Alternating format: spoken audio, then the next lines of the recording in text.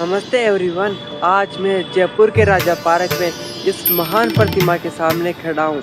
पर एक मिनट, जब आप इन्हें देखते हैं तो क्या दिखता है? एक क्रांतिकारी, एक शहीद, या सिर्फ इतिहास की किताबों का एक चेहरा?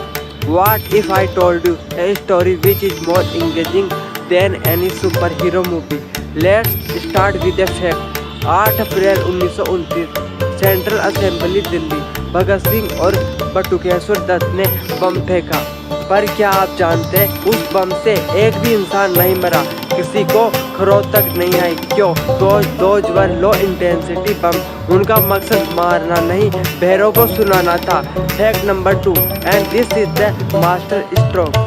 बम फेंकने के बाद वो चाहते तो आसानी से भाग सकते थे, बट दे डिड नॉट। उन्होंने जानबूझकर अपनी गिरफ्तारी दी। वाई? बिकॉज भगत सिंह एक रिवॉल्यूशनरी से कई बढ़कर एक ब्रिलियंट स्ट्रेटेजिस्ट थे। वो जानते थे कि असली लड़ाई सड़कों पर नहीं, देश की चेतना में लड़ी जाएगी। वो जानते थे कि अदालत का कटघरा उनका सबसे बड़ा मंच बनेगा और अखबार की सुर्खियां उनके विचारों को हर घर तक पहुंचाएगी। This was not just rebellion, it was a perfectly executed psychological operation against the British Empire। और इसी से जुड़ा है अहिंसा का असली सच। हमने हमेशा सुना है अहिंसा परमो धर्म, और पूरा श्लोक है अहिंसा परमो धर्म, धर्म हिंसा तथैवच। इसका मतलब है धर्म की रक्षा के लिए, अपनी मातृभूमि की रक्षा के लिए की गई हिंसा नहीं, वो परम कर्तव्य है। भगत सिंह की क्रांति एक सर्जन की सर्जिकल स्ट्राइक थी, जो देश के शरीर से गुलामी का कैंसर निकालने के लिए जरूरी थी।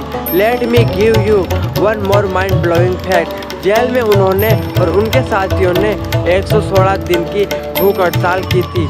116 days not for themselves but for the rights of all political prisoners। यह उस इंसान का कैरेक्टर दिखाता है जो फांसी के फंदे के सामने भी वसूलों के लिए लड़ रहा था। So who was Bhagat Singh? महज 23 साल का एक नौजवान जो सिर्फ एक रिबेल नहीं था, he was a thinker, A strategist, A visionary, he was a force of nature. उन्होंने हमें सिर्फ आज़ादी नहीं दी, उन्होंने हमें एक ब्लूप्रिंट दिया, a blueprint of courage, intellect, selfless love for the nation. आज उनकी लेगेसी हमें चैलेंज करती है, क्या हम सिर्फ उन्हें याद करने वाले बनेंगे या उनके जैसा बनने की हिम्मत करेंगे? The choice is overs. Vande Mataram.